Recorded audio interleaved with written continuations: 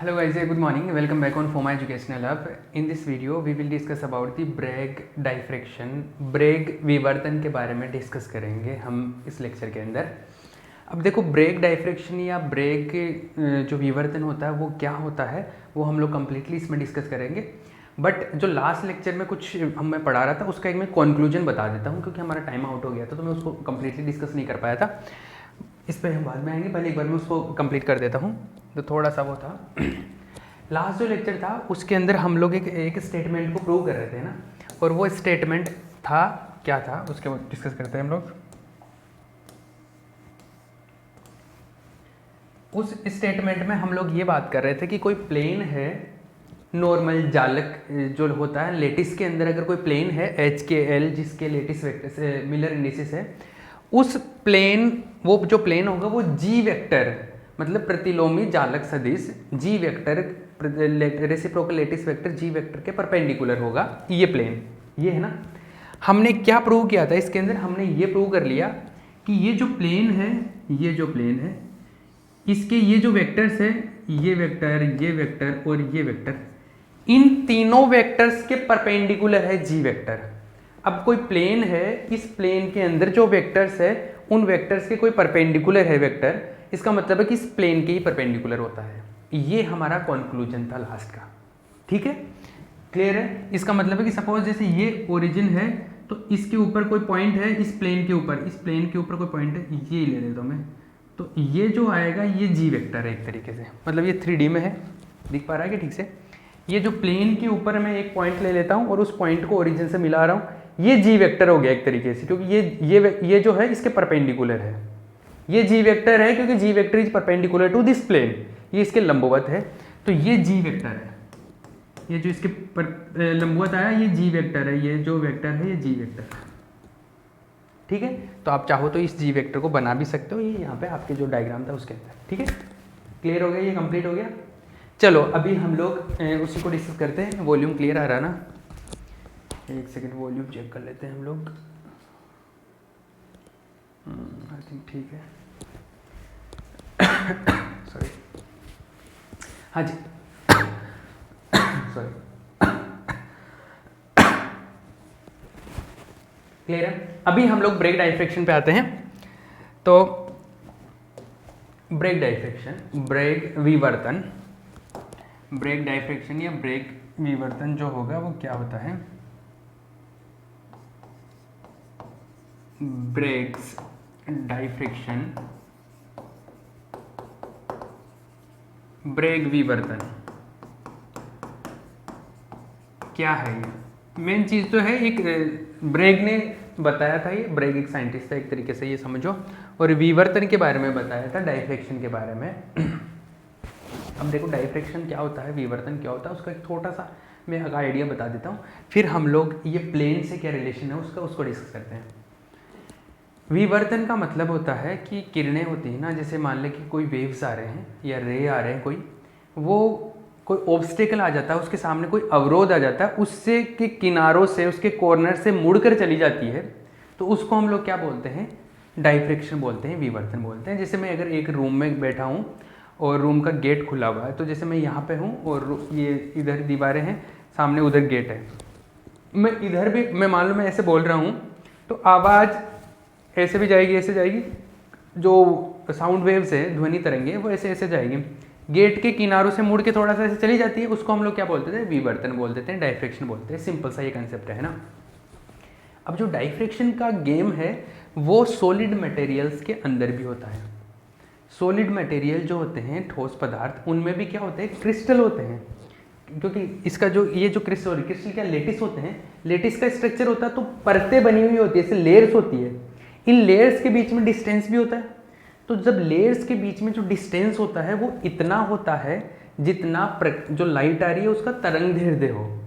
मतलब कि अगर आप जो किरणें भेज रहे हो इसके ऊपर सॉलिड मटेरियल, सपोज एक सॉलिड मटेरियल, और सॉलिड मटेरियल पे एक ऐसी आप वेव भेज रहे हो जिसका वेवलेंथ है जो है तरंग दैर्ध्य लेमडा है, वो लेमडा इसके दो तलों के बीच की जो दूरी है, दो प्लेन्स के बीच का जो डिस्टेंस है d, ये लेमडा, और अगर d सेम रेंज के हुए तो यहां पर भी ये विवर्तन की घटना देखने को मिलती है। ये सेम डाइफ्रैक्शन पैटर्न यहां पे भी शो होता है। If lambda and D are in the same range, lambda और डी सेम परास के होते हैं, ठीक है। और ये जो सेम परास है ये ठोसों के अंदर एक्स किरणों से मिलती है। मतलब एक्स किरणें जो होती है, एक्स किरणें, एक्स रेज, उनका जो वेवलेंथ होता है, उनका जो तरंग दैर्ध्य होता है लेमडा, वो सॉलिड मटेरियल्स के डी होता है, जो इंटरप्लेनर डिस्टेंस होती है दो तलों के मध्य की दूरी, उसके लगभग लगभग बराबर होता है। और ये बराबर होता है इसलिए अपने को एक्स किरणों से ये विवर्तन की घटना देखने को मिल जाती है। ये डाइफ्रैक्शन हो जाता है यहाँ पर। दूसरे टाइप की जो वेव्स है जिनका लेमडा डिफरेंट होता है, उनसे अपने को ऑब्जर्वेशन नहीं मिल पाता। ये आई बात समझ में? जैसे कई बार ये भी पूछा जाता है कि एक्स किरणों से तो यहाँ पर डाइफ्रैक्शन हो जाता है, एक्स रे से तो विवर्तन होता है, जबकि दृश्य तरंगों से क्यों नहीं होता, विजिबल लाइट से क्यों नहीं होता? क्योंकि विजिबल लाइट से इसलिए नहीं हो पाता क्योंकि विजिबल लाइट का जो लेमडा होता है वो डी के कंपैरिजन में काफी ज्यादा होता है। इस डी के कंपैरिजन में, डी की तुलना में ज्यादा होता है, इसलिए नहीं हो पाता। सेम रेंज के होते हैं इसलिए होता है। तो जब जैसे ऐसा है कि मान लो कि ये सॉलिड मटेरियल है, सॉलिड मटेरियल का एक लेयर हो गया, जैसे ये पॉइंट्स बने हुए हैं सॉलिड मटेरियल का, ये एक तल हो गया, ये दूसरा तल है, ये एक तल, ये दूसरा तल, फिर ऐसे ऐसे चलते जाते हैं। मतलब लेयर्स ही तो होते हैं सॉलिड में। क्या होता है ऐसे, सॉलिड मटेरियल्स में क्या होता है, ऐसे लेयर्स ही तो बनी हुई होती है कि ये एक लेयर, फिर दूसरी, फिर तीसरी, ऐसे ऐसे, मतलब ये पॉइंट्स ही तो होते हैं ऐसे, इनके ऊपर एटम्स वगैरह होते हैं, ऐसे होता है। तो इन दो जो लेयर्स है इनके बीच में डिस्टेंस डी ले लेते हैं। तो सपोज ये लेयर और ये लेयर, इन दोनों के बीच की डिस्टेंस कितनी है, डी। अब मान लो इधर से एक्स किरणें आ रही है, एक्स रेज इधर से, मतलब कोई स्रोत है इधर, एक्स किरणों का स्रोत है इधर, सोर्स है इधर से, जैसे ये आ रही है, ये आ रही है, ये बहुत सारी आ रही है। अब जैसे ये एक आई, ये इधर आई, इस लेयर से टकरा के इधर चली गई, ठीक है। दूसरी आई, मान लो इसके समांतर आ रही थी, इसके पैरेलल, वो इधर आई, नीचे वाली लेयर से टकरा के चली गई। क्योंकि ये नीचे वाली लेयर तक पहुंच गई, इसका मतलब है कि इसको इसके बीच में से होते हुए आ गई है, इसके बीच में से होते हुए वो आगे, मतलब कि एक को पास करके आई है, मतलब यहाँ पर विवर्तन हो गया, डाइफ्रैक्शन हो गया। तो ये यहाँ से पास करते हुए आ गई, डाइफ्रैक्शन हो गया आगे इसका। अब ये डाइफ्रैक्शन हो गया है, अब ये इधर चली गई, मान लो ऐसे होता है सिंपली। ये इस तल से रिफ्लेक्ट होकर चली गई, ये इस तल से चली गई, ये दो तलों से चली गई। अब मैं ये जानना चाह रहा हूँ कि चलो इनमें क्या हो रहा है, ये दोनों आगे जाके मिलके क्या करेगा, सुपरपोजिशन होगा, अध्यारोपण होगा, और अध्यारोपण होगा तो क्या होगा, उच्चिष्ट और निम्निष्ट बनेंगे, मैक्सिमा और मिनिमा बनेंगे। मैक्सिमा बनेगा तो ज़्यादा उजाला होगा, एक तरीके से माइंड में ये क्लियर करो, मतलब ब्राइट फ्रिंजेस बनेंगे। और अगर मिनिमा बना तो डार्क फ्रिंजेज बनेंगे, दीप्त और अदीप्त फ्रिंजेज जो होती है ना, फ्रिंजेज, ये सीन बनेगा यहाँ पे। तो ये आगे जाके मिलेगी तो किस तरीके से पथांतर, पाथ डिफरेंस और फेज डिफरेंस वाला सीन पढ़ा होगा। तो इन दोनों के बीच में पथांतर कितना होना चाहिए, क्या होना चाहिए, वो सारी चीज़ें इसके बीच में आएगी। ये सारा डिस्कस करना आपने को इसके अंदर। तो ये सारा सिस्टम ब्रेग ने बताया है ना। तो ब्रेग ने ये बताया कि जब सॉलिड मटेरियल के ऊपर आप एक्स रेज इंसिडेंट करवाते हो, आपतित करवाते हो एक्स किरणें, तो वहां पर विवर्तन की घटना देखने को मिलती है, वहां पर डाइफ्रैक्शन होता है। और जो डाइफ्रैक्शन होता है उसका एक्सप्लेनेशन हम लोग करेंगे, इसका मैथमेटिकल कैलकुलेशन, डेरिवेशन, सारा सब कुछ होगा। तो ये गेम समझ में आया ना, ये हमारे को डिस्कस करना है। तो सबसे पहले तो इसकी थोड़ी थ्योरी लिख लेते हैं, फिर हम लोग ये भी लिखेंगे कि दृश्य तरंगों से नहीं हो पाता ये, अरे विजिबल लाइट से नहीं हो पाता, क्योंकि विजिबल लाइट में लेमडा जो होता है वो काफ़ी ज़्यादा होता है डी के कंपेरिजन में, इसलिए विजिबल लाइट से नहीं हो पाता। बाकी एक्स रे से हो जाता है इजीली, मतलब ऑब्जर्वेबल होता है, ये देख पाते हैं हम उसको। क्लियर है, देख पाते हैं मतलब ऑब्जर्व कर पाते हैं, ठीक है, ये क्लियर है। चलो अभी हम लोग इसको स्टार्ट करते हैं। ब्रेग्स डाइफ्रैक्शन, ब्रेग विवर्तन, ब्रेग विवर्तन और ब्रेग्स डाइफ्रैक्शन।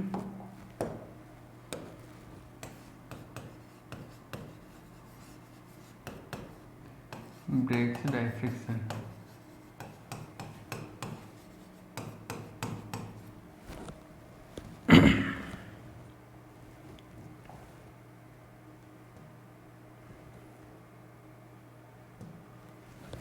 लिखो, इसके अंदर लिखो।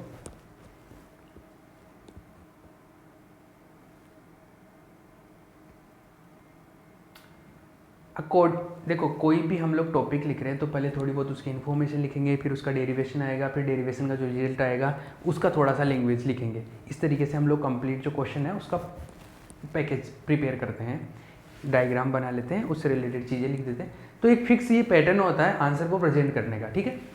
इससे क्या मार्क्स भी मिलते हैं। हाँ जी, तो ब्रेक विवर्तन, ब्रेक से डायफ्रिक्शन लिखो, क्वेश्चन लिखो। क्वेश्चन क्या इसके अंदर थोड़ी लिखो। ब्रेग के अनुसार according to Bragg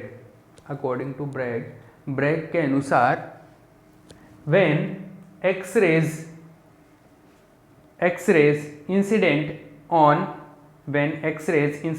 a solid material, when X-rays incident on a solid crystal or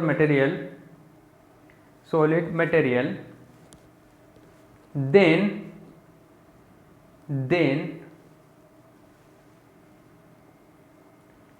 these rays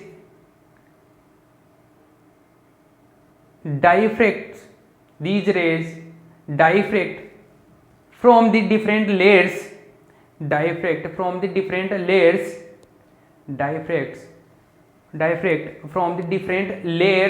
of the material, different layers और planes भी बोल सकते हो आप, different planes और layers of the material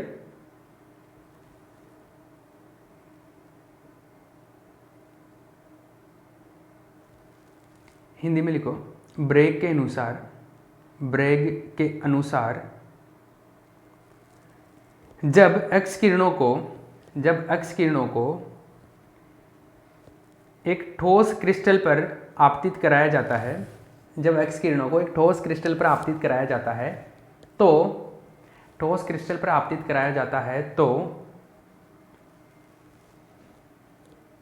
x किरणें क्रिस्टल के विभिन्न तलों से विवर्तित होकर विवर्तन का प्रारूप प्रदर्शित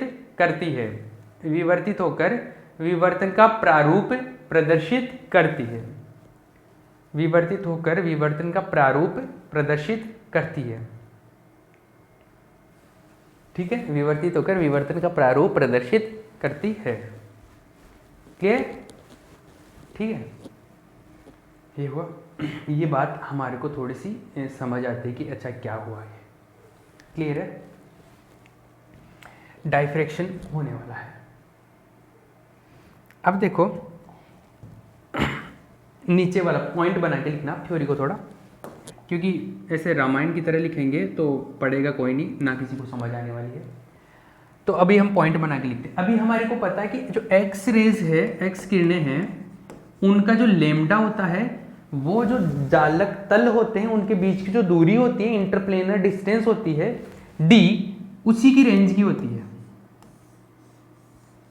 मतलब उसी की रेंज की है, मतलब वो नैनो में है तो ये भी नैनो में है, ये मिलीमीटर में है तो वो भी मिलीमीटर में, काइंड ऑफ। इस चीज को समझना मैं जो बोलने वाला हूं। तो ये तो एक्स रेज और जो जालक तलों के बीच का जो डिस्टेंस होता है, इंटरप्लेनर डिस्टेंस, वो सेम रेंज का होता है, एंगस्ट्रॉम में या नैनो की रेंज में होते हैं जनरली ये। तो ये सेम होते हैं, इसलिए एक्स रेज से तो क्या हो जाता है, डायफ्रैक्शन होता है। एक पॉइंट ऐसा भी लिखेंगे कि दृश्य प्रकाश से नहीं हो पाता है, विजिबल लाइट से डायफ्रैक्शन नहीं हो पाता है। क्यों नहीं हो पाता है? बिकॉज उसका जो लेमडा होता है वो डी के कंपैरिजन में काफ़ी ज़्यादा होता है। ये दोनों पॉइंट लिखूंगा मैं भी, तो लिखो। देखो मैं फिर से बोल रहा हूँ, फिजिक्स को आपको रटने की ज़रूरत नहीं है, आपको वो दिमाग में कॉन्सेप्ट रहेगा तब तक तो आप लिख सकते हो। अभी जैसे ये पॉइंट है आपके माइंड में, ये पॉइंट है, इसकी थ्योरी बना लो आप, क्योंकि अभी मैं बोलूँगा तो भी मैं भी कोई रट के नहीं बोल पा रहा इसको, और रट भी नहीं सकते इसको। आप याद कितना कर पाओगे? आपको पॉइंट दिमाग में रहेगा तो इस पॉइंट से आप लैंग्वेज बना सकते हो, इस पॉइंट से लैंग्वेज बना सकते हो। तो कभी भी नोट्स या रहे या कुछ भी पढ़ो तो उसके पॉइंट्स माइंड में रखा करो, अच्छा ये है, इसको फिर लिख देना। लैंग्वेज में तो कैसे, लैंग्वेज में तो लिख ही सकते हो ना, लिखना सबको आता है, हिंदी या इंग्लिश व्हाटएवर जो भी आपका लैंग्वेज है उसमें। क्लियर है? तो या एक तो डायग्राम, उस पर फोकस रखा करो, डायग्राम से ही इंफॉर्मेशन मिलती है बहुत सारी, तो बाकी की ये। ठीक है, तो लिखो आगे।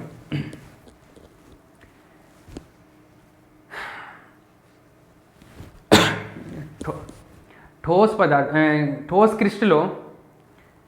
क्रिस्टलों के जालक तलों के मध्य की दूरी, जालक तलों के मध्य की दूरी d, जालक तलों के मध्य की दूरी d एवं x किरणों का तरंग दैर्ध्य लेम्डा, x किरणों का तरंग दैर्ध्य लेम्डा, x किरणों का तरंग दैर्ध्य लेम्डा समान परास के होते हैं, समान परास के होते हैं, समान परास के होते हैं, अतः समान परास के होते हैं, अतः x किरणों से विवर्तन हो जाता है, x किरणों से विवर्तन होता है, x किरणों से विवर्तन होता है। नेक्स्ट इंग्लिश में लिखो इसको, इंग्लिश में लिखो। The interplanar distance of crystal, the interplanar distance d, the interplanar distance d of the crystal, the interplanar distance of the crystal, the interplanar distance of the crystal d, sorry, the interplanar distance d of the crystal and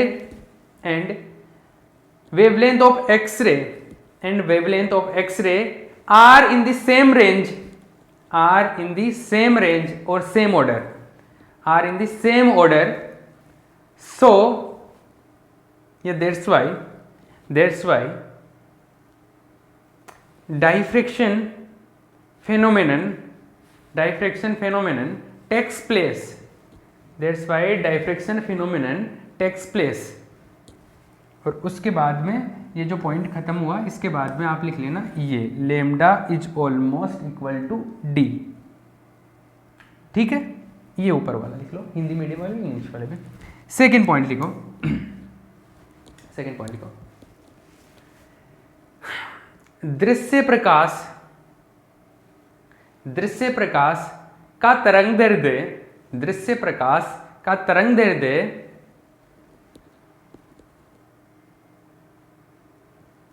जालक तलों के मध्य की दूरी, जालक तलों के मध्य की दूरी d की तुलना में, जालक तलों के मध्य की दूरी d की तुलना में अधिक होने के कारण दृश्य प्रकाश से विवर्तन की घटना नहीं देखने को मिलती, विवर्तन की घटना नहीं देखने को मिलती। और ये लिख लो, ये नीचे वाला, राइट डाउन दिस वन। ठीक है, इंग्लिश में लिखो,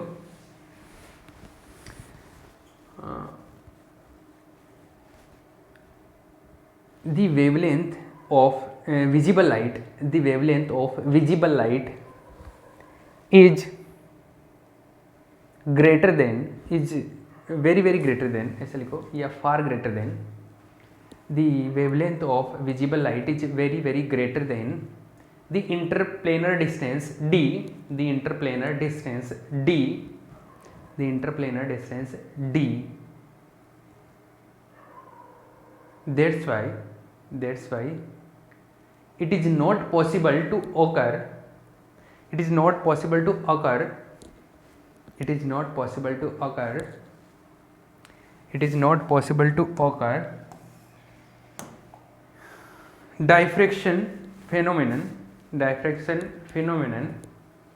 with visible light, diffraction phenomenon with visible light। और ये छाप लेना, ये lambda is far far greater than D. ठीक है, ये सीन समझ में आया, ये क्लियर है।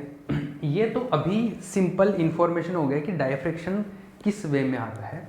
अभी उसका मैथमेटिकल एनालिसिस करने के लिए हम लोग उसका एक जो है ड्रॉ करते हैं। तो टाइम अपने पास बचा है 10 मिनट। तो देखो इसको हम लोग बना लेते हैं। इसमें क्या है ऐसा, देखो ये सपोज हमारे पॉइंट्स है, लेटिस बना लो पहले। ये लेटिस पॉइंट्स है क्रिस्टल में।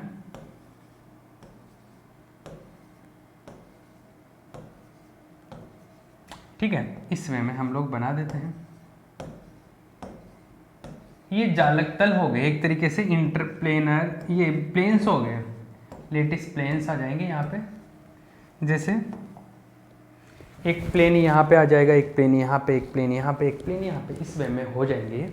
अभी हम लोग इसको बना नहीं रहे क्योंकि प्लेन तो 3D में दिखेगा ना, 2D में तो प्लेन दिखेगा नहीं। यहाँ पे अगर बनाऊँगा तो इस एंगल पे, तो फिर भी मैं यहाँ पे शो कर देता हूँ आपको कुछ। देखो यहाँ पर ये एक ऐसे लाइन से शो कर देते हैं, प्लेन ऐसा आया, इस वे में है ना। एक होगा तो ऐसे दिखेगा, लेकिन ये ऐसे है ना।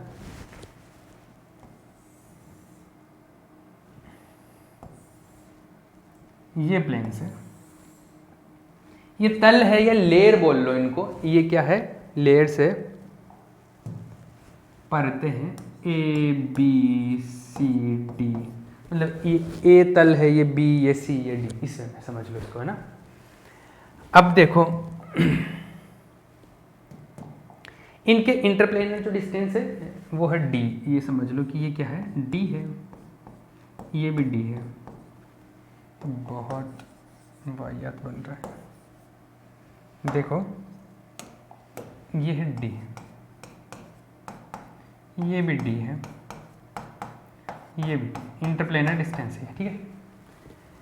अब समझना, अब इधर मान लो इधर से कुछ, इधर को स्रोत है, एक्स रेज का सोर्स है, ये सोर्स है। यहाँ से क्या आ रही है, एक्स रेज आ रही है। तो सपोज यहाँ से एक्स रेज आ रही है, ये आई एक्स रे इधर, और ये चली गई येलो इधर। एक तो इधर से इस लेयर से, एक हम लोग नीचे वाली लेयर से ले लेते हैं कि एक जैसे मान लो इस लेयर पे आई, इसके पैरेलल नहीं बन गए, थोड़ा पैरेलल बनाते हैं, येलो पैरेलल, क्योंकि ये सेम सोर्स से आ रही है तो पैरेलल आएगी। और ये चला गया इधर से, ये ठीक है। ये थोड़ा सा बनने में ठीक नहीं बना है ना,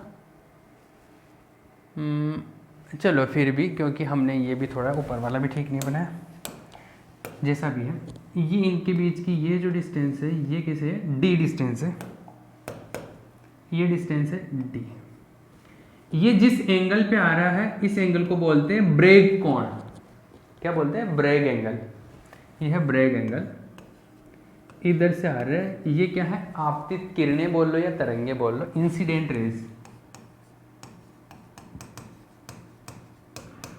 एक्स रेज, आपतित एक्स किरणें, अक्स तरंगे। और ये क्या है, ये एक्स रेज है, लेकिन ये आफ्टर डाइफ्रेक्शन हो जाएगी। ये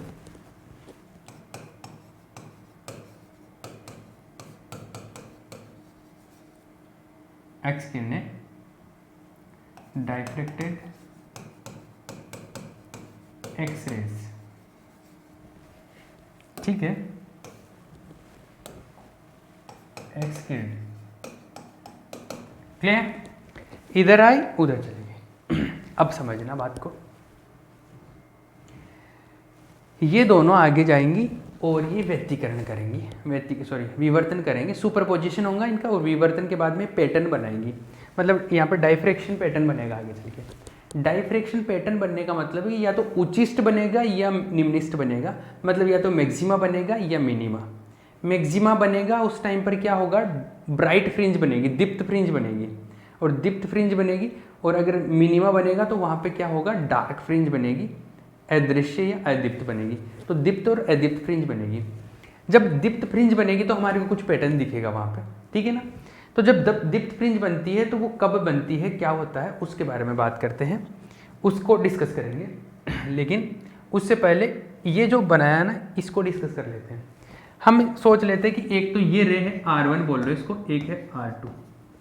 R1 रे है, इसको R1 को ये ले, R1 इसको ले लो, इसको R2 ले लो।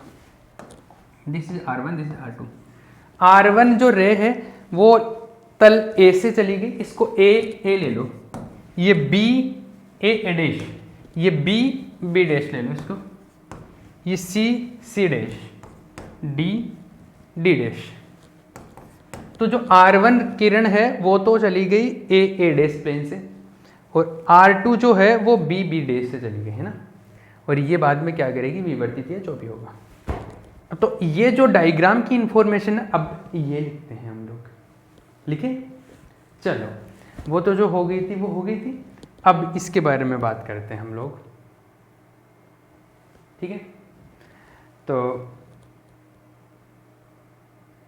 लिखो, इसको लिख दो, एक्सप्लेनेशन लिख दो या व्याख्या लिख दो, एक्सप्लेनेशन,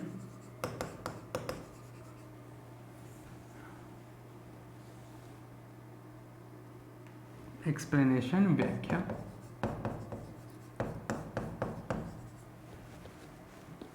लिखो एक्सप्लेनेशन या व्याख्या लिखो। ये डायग्राम छापना पहले तो, है ना, पॉज करके यहाँ पे ये डायग्राम छाप लो, क्लियर। उसके बाद में लिखो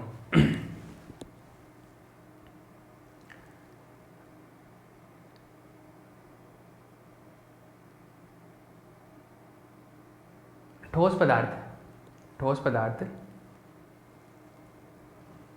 के जालक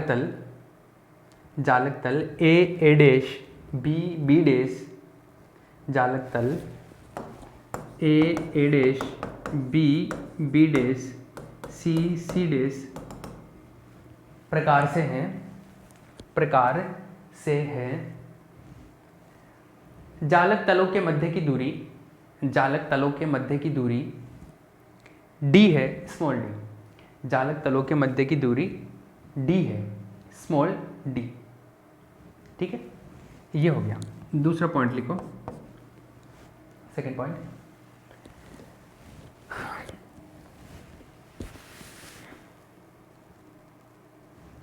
X किरणों के स्रोत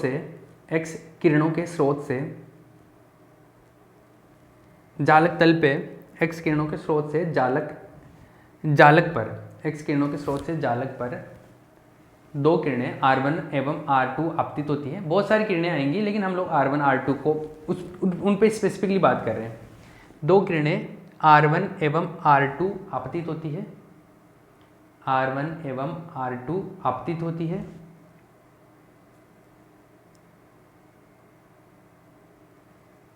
R1 किरण तल A डैश से, R1 किरण तल A डैश से एवं R2 किरण तल B डैश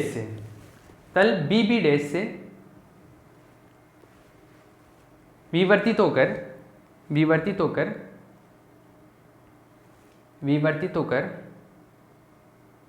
विवर्तन का प्रारूप बनाती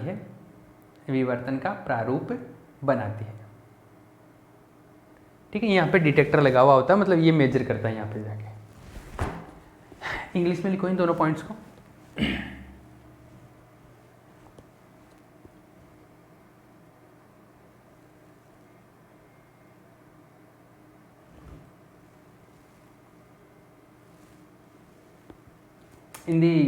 in the solid crystal there are lattice planes A dash, B dash and C dash type. इसका आगे का पोर्शन हम लोग नेक्स्ट वीडियो के अंदर डिस्कस करेंगे, ठीक है। टाइम अप हो गया, ठीक है।